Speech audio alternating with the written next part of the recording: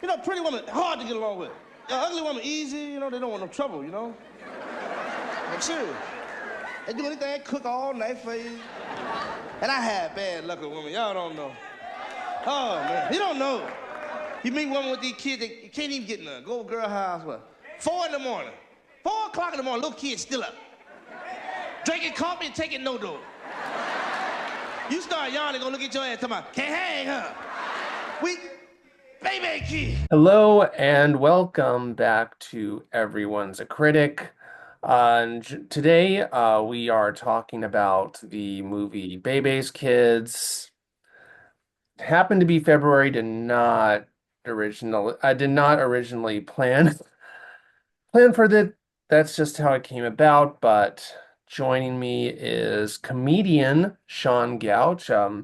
Sean, if you could please introduce yourself to the viewers.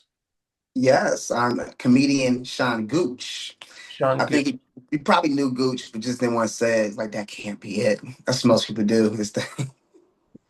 They think Gooch is the made up name, but no, my name is Sean Gooch from Okay. Columbus, Ohio. Yeah.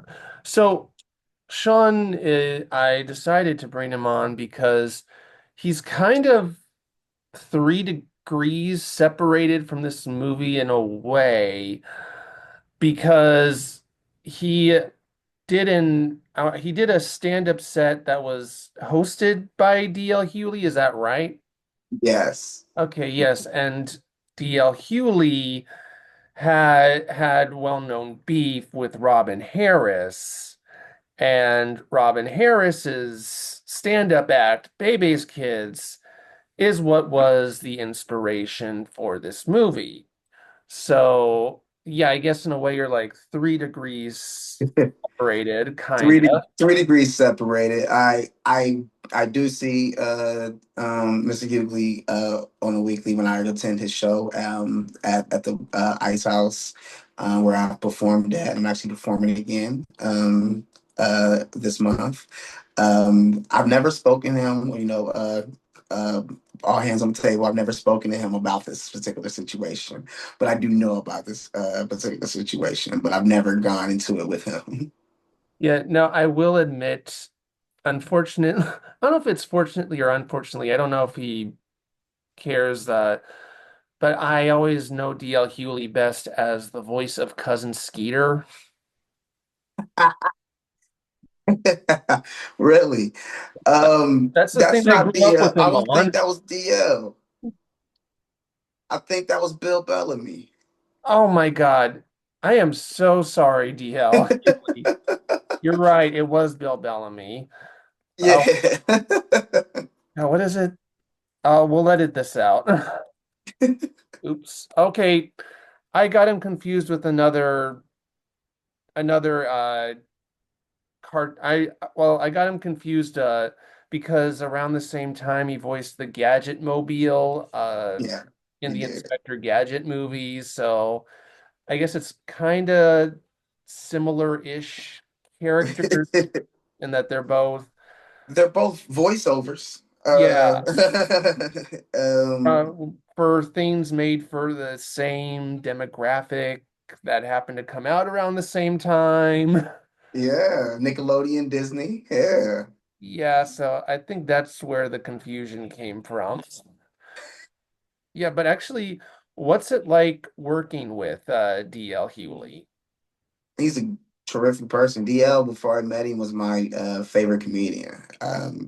I grew up really watching the Hughley Show and all that, and for him to be one of the first ones to put me on a major stage very early in comedy, and he's been nothing but like breath of fresh air. He's a great he greets with love. How we're not sitting around talking about careers like what can you do? Just regular, you have regular conversations, but he's open and friendly at the end of the nights when he's done performing. He makes sure he meets the entire crowd, pictures with everyone, all smiles. I've never seen him not without smiles. When I was on stage, I actually looked over a few times, made sure I was making him laugh. So yeah, he's been a great person as far as I've seen him. Actually, I was able to give him those flowers too.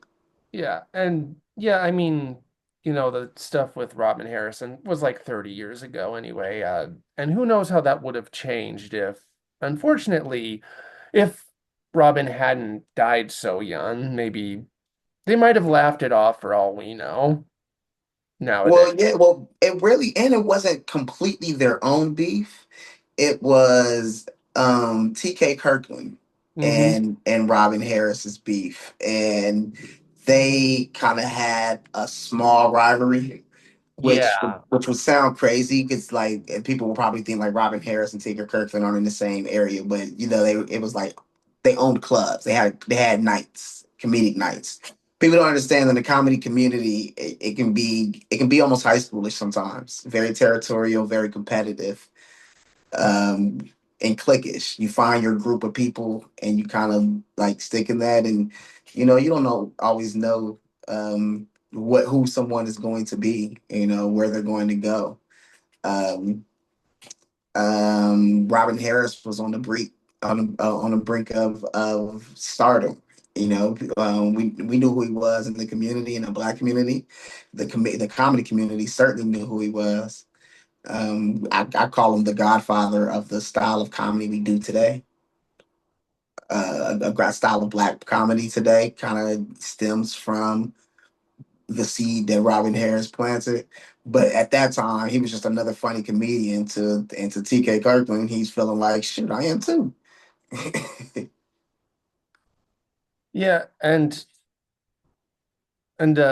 yes, and actually I was aware that it was mainly about TK Kirkland and that DL Hewley uh was pretty much with TK Kirkland. And yeah, I do also know that and I also admit a lot of things are like things I kind of feel like I have to take with a grain of salt in the comedy community on like what is actually a big deal, and then like what is just like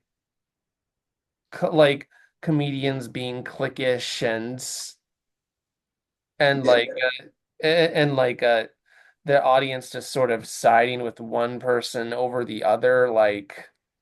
that's And more recent. I don't think yeah. like during the time back then we wouldn't have known that TK Kirkland and Robin Harris have an issue. So we certainly wouldn't have known that DL and Robin Harris, if there was, I'm sure they did. They did. There was moments. They had moments, but we wouldn't have known that they had an issue or had an altercation, um, because it wasn't social media things that drive it. Today, when you're having a problem with someone, they air them out loud on a podcast or something like that, and it makes it back to them.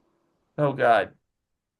Yeah, definitely. And it also reopens old wounds. Like, I know that there are Mariah Carey fans who are mad at Jennifer Lopez. This isn't just about comedy, this is about entertainment in general. And it's like apparently the song, or one of the songs that made J-Lo famous, was like supposed to go to Mariah Carey, or it was a sample of a beat Mariah Carey did. And it's like, oh no, one mega super successful musician lost out to another mega super successful musician.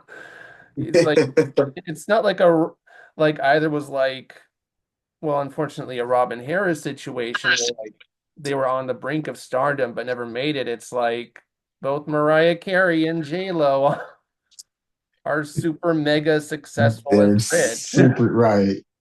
The world loves comparisons. The world loves. I mean, what's life without a little competition somewhere? Yeah. Yeah, You and know, yeah, I the could only imagine what was it like, back then before the public was able to know about it. yeah, I mean, I think that like even back then, like celebrities would find ways to like pit people to each other, or people would find ways to pit their fans against, people they didn't like for any sort of reason. But yeah, social media has definitely sort of amplified it. Oh yeah, yeah. Uh, because then, like you said, fans get involved and you can hear the fans. And a lot of times, as comics, we work for the fans, and I can put a battery in our backs um, as young comics. Or shoot, even as seasoned comics, I can see even batteries can put in backs since someone jumps off the ledge and says, "Hey, Yeah, yeah, exactly. And I do think, are you a fan of DL?" um, I've seen some of his stuff. I like him fine, though I will say, seeing this as this is actually about Robin Harris, Robin. Mhm. I will just preface this by saying, before we talk about the movie and why I didn't particularly care for it, I have listened to a lot of his stand-up, and I do find it hilarious, especially actually the Bebe's Kids stand-up act by itself. Oh, don't worry about it. Bebe left $10 to help get him in dinner. Ain't that a bitch? Man, it was $200 trying to get the fuckers in dinner. In fact, before I rewatched the movie, I listened to it first, and admittedly, uh, it actually is pretty faithful to the stand-up act, and that's Very. kind of both a blessing and a curse, and I'll explain why when it comes to just because like what can work in one medium doesn't always to me work in another, or at least to me, work in another.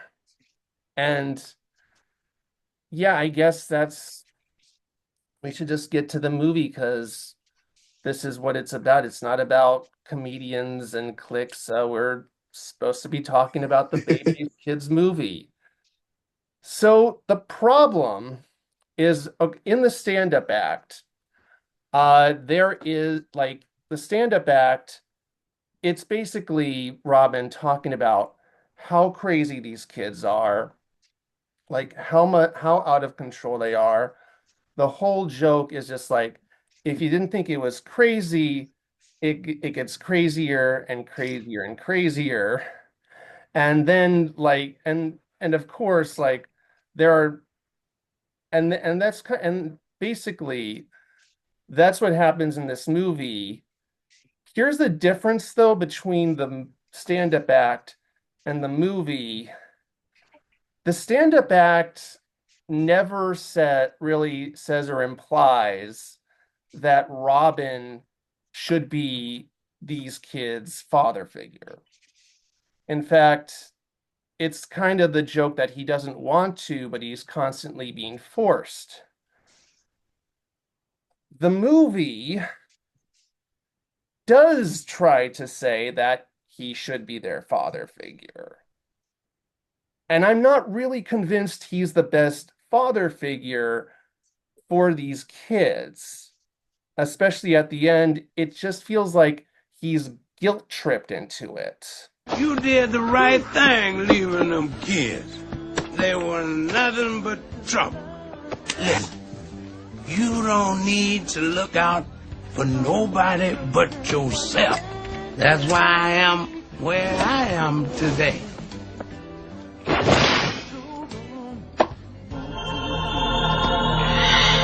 Rather than, and by the end, I'm like, it feels like these kids are basically being taken care of by a man who's being forced to be their caretaker. And I just don't think that's going to work out in the long term. And it kind of like, it kind of makes it almost feel like the movie is saying, look at how crazy these kids are. You should laugh at how zany everything is, and then suddenly takes a pivot towards the end and says, you thought this was funny? Well, you should feel bad for laughing at this.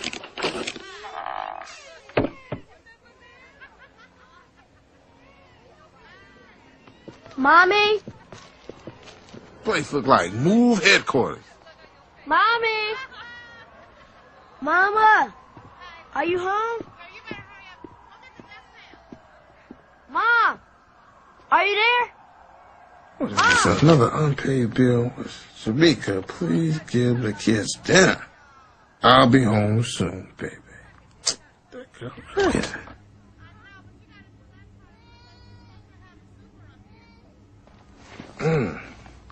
You all ain't got nothing in there to eat?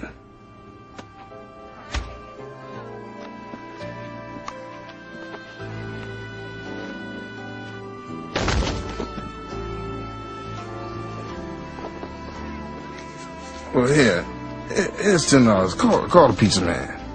He don't come around here no more. You leaving? Well, I'm sure your mother be home soon. Just keep the door locked, all right? Sure had a good time. Take care of yourself. Bye-bye, y'all. Bye, Mr. Harris.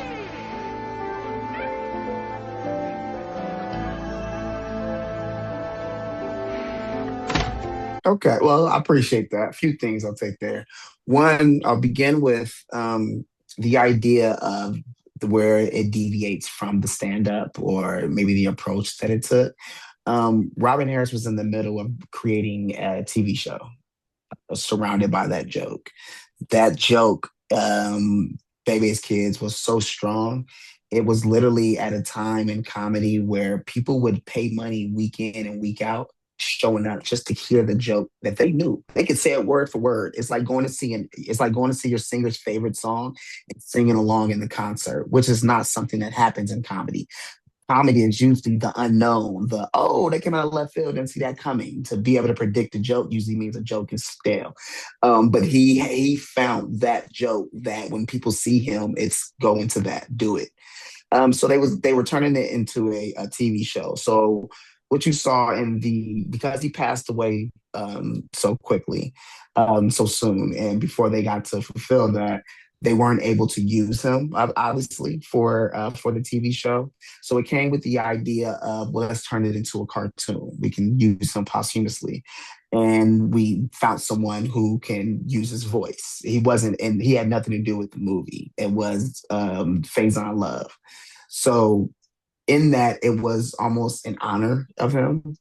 So that's a lot. That's why a lot of his routine is in there, because he dies, don't let his jokes die, don't let his voice die. This is his story. So if we're going to tell the story of Bebe's Kids, we should probably use the tags or the lines that was used when he said it, as well as representing him. But it was also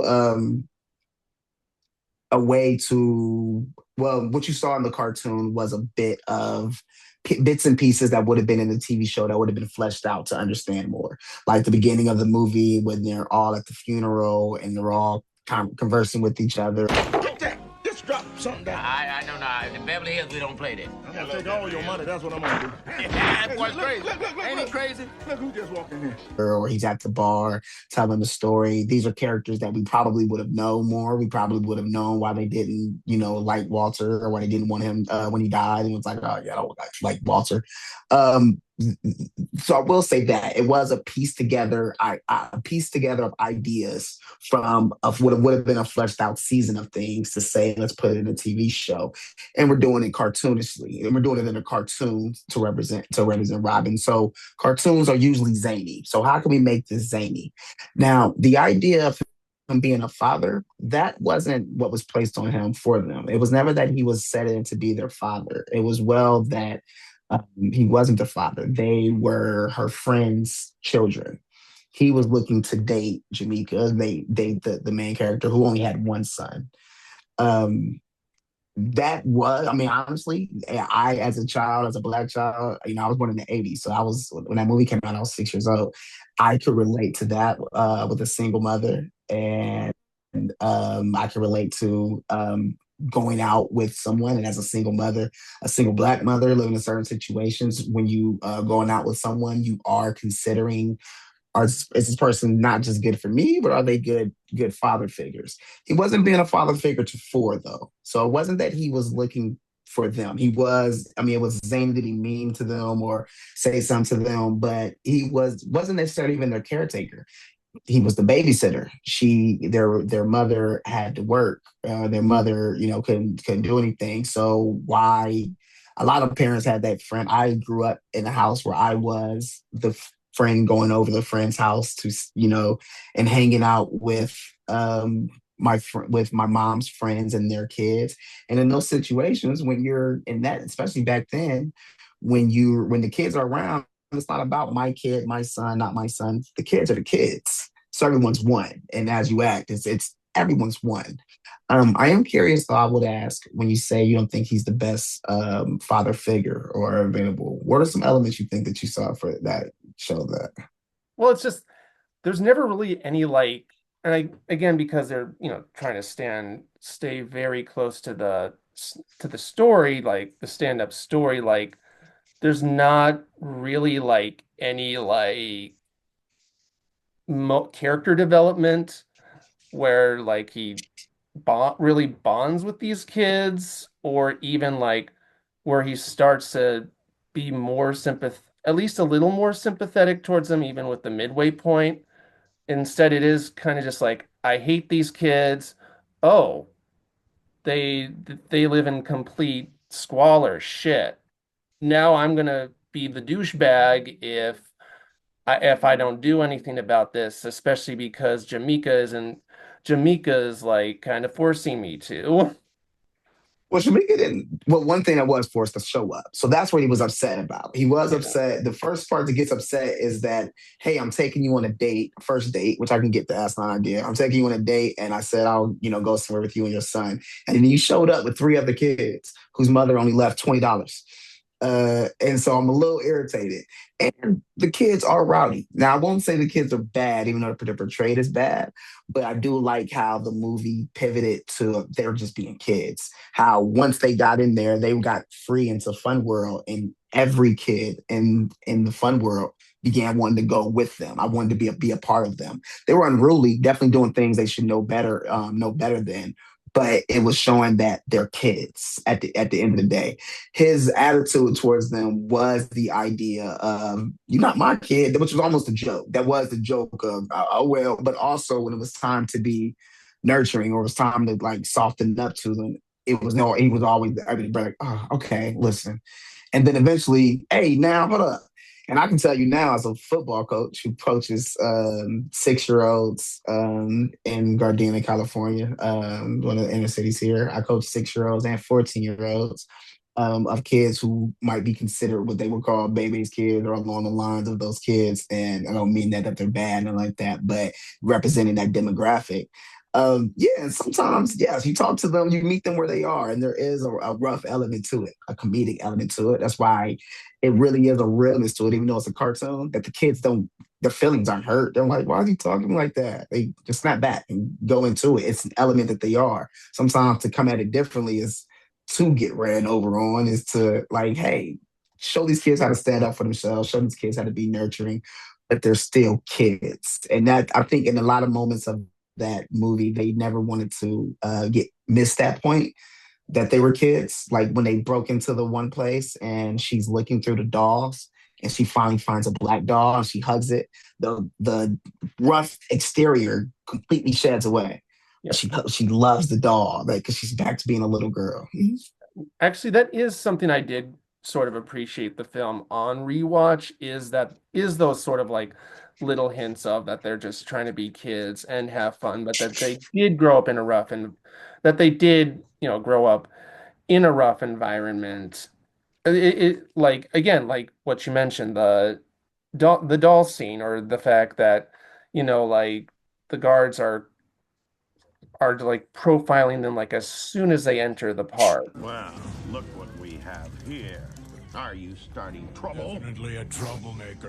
He's a 415 in progress. Or that. Before they enter the park, they run into two police officers. Before they enter any ride, before they even finish paying their way in, they enter two authorities that give them warnings about being here, Yeah. which is dog whistle to, culture, black race relations in America.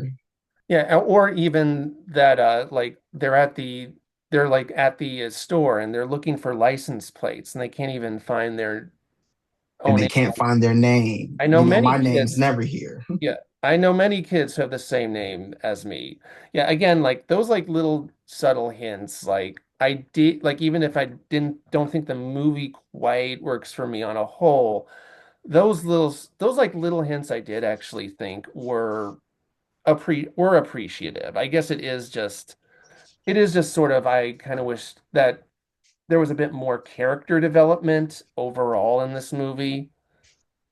You know, Yeah, I mean, the movie's 72 minutes long. yeah.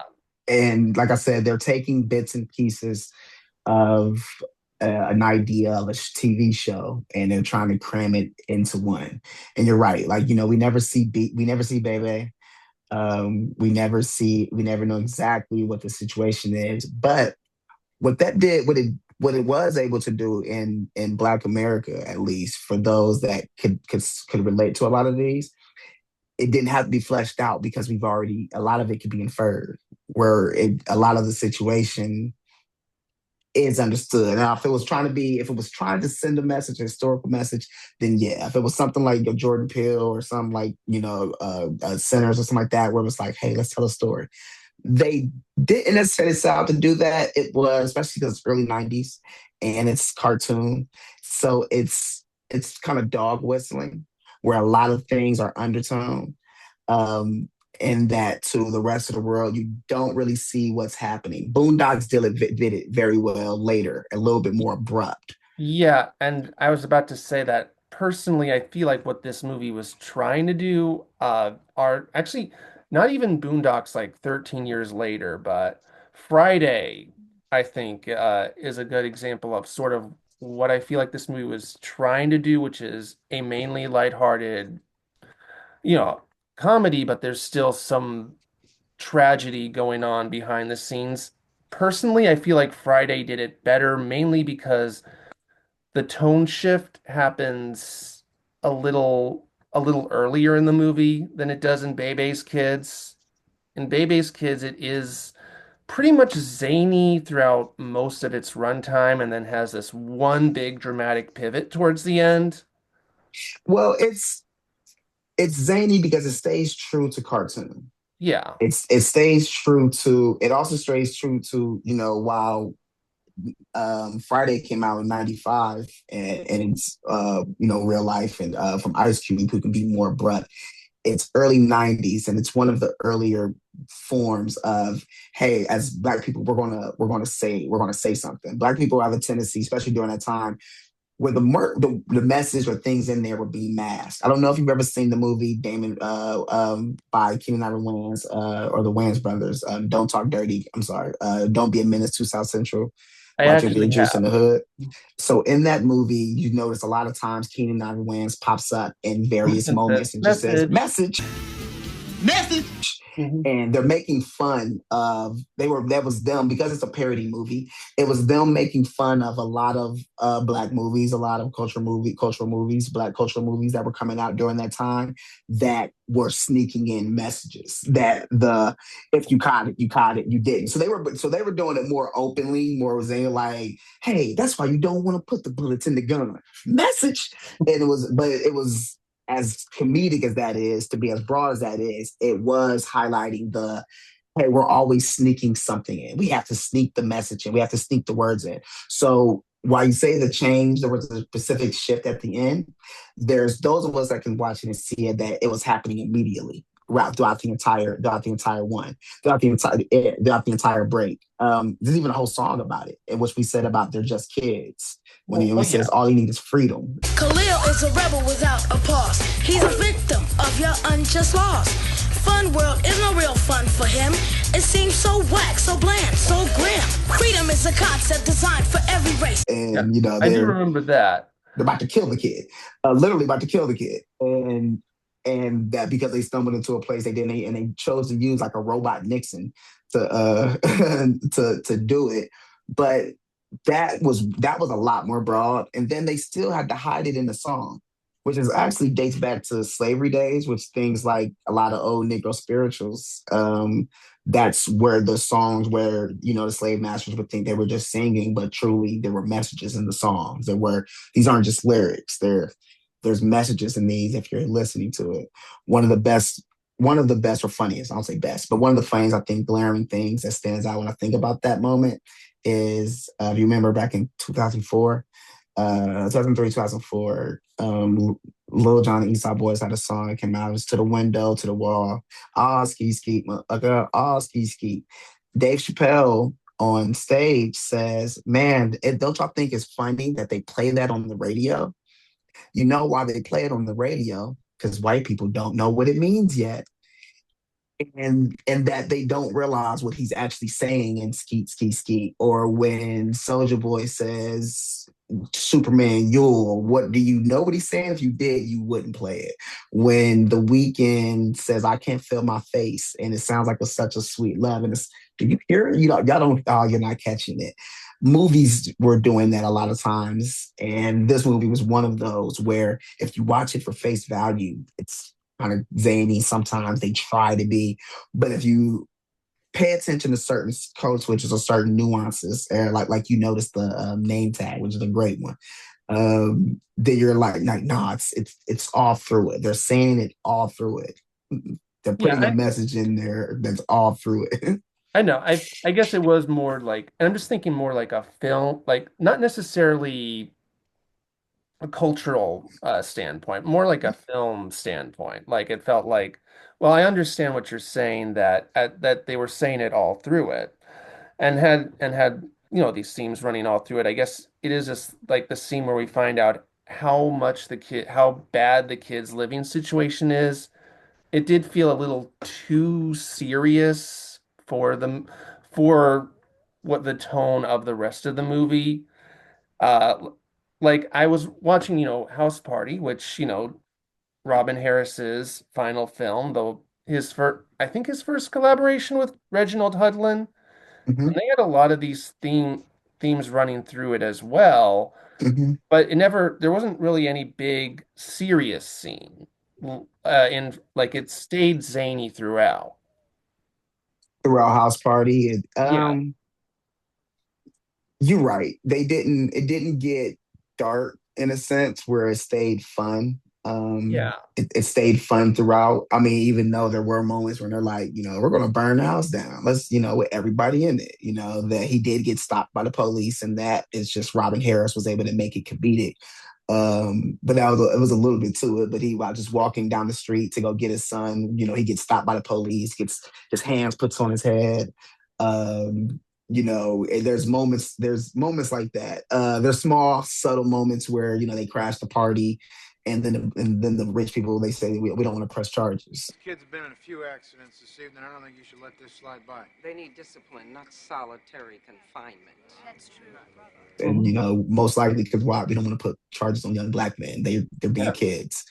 In that, I took it as, in Bebe's kids, when I say that, I took it as that what we say the dark scene was more so the explanation that these aren't just bad kids. Bebe's kids became code and straight vernacular. It became a term for certain kids growing up in the 90s. The new term now is YNs. Bebe's kids, they are just got replaced with YNs, but they're talking about the same kids or the same type of kids. And in that moment, what they're showing is that in some situations, they aren't bad for the sake of being bad. These kids have no guidance. These kids have no guidance because they're coming from a single parent household whose mother is going through whatever inserted here. You can suggest that, she's out working and works too many jobs, or that she's out dating and she's partying. And they never specifically say that, what she's doing. But they know that, but she does say that she babysits, they do imply she babysits them a lot. But she never has any kids to deal with. But then also when he questions, well, why do we have these kids? What's going on? And she says, well, I would want someone to help me if I dealt with what she deals with. So the only person who does know Bebe in this movie feels bad for her. She, not even just the kids, like all kids gotta grow up in it. She feels bad for her friend and saying, I'm just trying to be there for her if she needs some help with these kids. So in doing that and showing that scene that I'm about to leave you he was doing what the world usually does. You're bad. I've been yelling at you all day. I've been shouting at you all day. I've been dismissing you. Everybody sees you run away. Now I've gotten you home. You're out of my hands. I'm done. I've shut the door on you. And generally what the world does to those kids, and leaving them alone in that neighborhood, the neighborhood that as soon as they pulled up was getting robbed. Shout out to House Party. That was a take to the people who were on House Party and House Party with the bus. But their house was getting robbed when they came out, when they came home and saying, "I hope that's not out of our place." They weren't caring if they were being robbed. I mean, whose place? Just nobody ours. But of course, that's what happens here. The entire neighborhood being that if those kids, you leave those kids alone in that neighborhood, well, what do you think is going to develop? If you leave somebody in a village like that, after a while, it's going to be survival. And it's three of us. We're going to survive with each other, and it's going to develop a partnership because we have to. The world is hard, and it's showing us hard. That was the turnaround of let's go back and get him. Even though he didn't end up getting him, she got him and then came and got him. But he was going to go back and and go get him and like, hey, we can't turn our back on these kids. Oh, all right.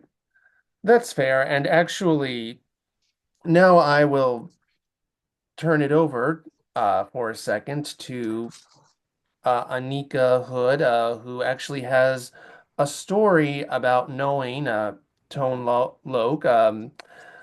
the voice of the baby, and she says she knows a baby just like this baby, which I do not really want to know more of that story, but maybe you, audience, will enjoy. Here she is.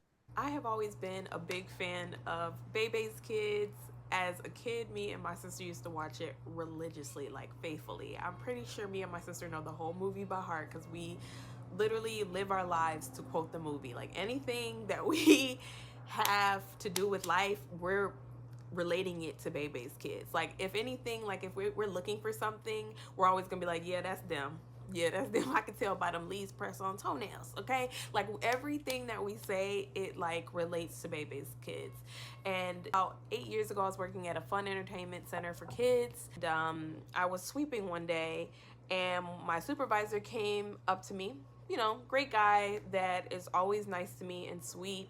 And we were just chatting it up, and of course I quoted the movie, and he was like, "Oh, Baby's Kids, you like that movie?" And I was like, "I love it. It's like one of my favorite movies. Me and my sister are obsessed with it, and our favorite character is Pee-wee because he is honestly the funniest one, and he's just like his lines are good, and just like who doesn't love like a little bad baby? You know what I'm saying? Like he was Boss Baby before there was actual Boss Baby."